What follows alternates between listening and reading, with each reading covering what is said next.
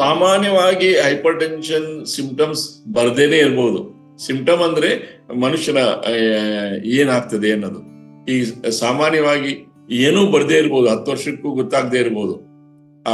ಆದರೆ ಕೆಲವರಿಗೆ ಹೆಡೇಕ್ ಬರ್ಬೋದು, ತಲೆನೋವು ಬರ್ಬೋದು, ಒಂಥರ ಉಸಿರಾಟದಲ್ಲಿ ಹತ್ತುವಾಗ ಮೆಟ್ಲು ಹತ್ತುವಾಗ ಉಸಿರು ತಪ್ಪುವಾಗ ಆಗ್ಬೋದು. ಇವೆಲ್ಲ ಕಾರಣಗಳು ಆಗ್ತವೆ.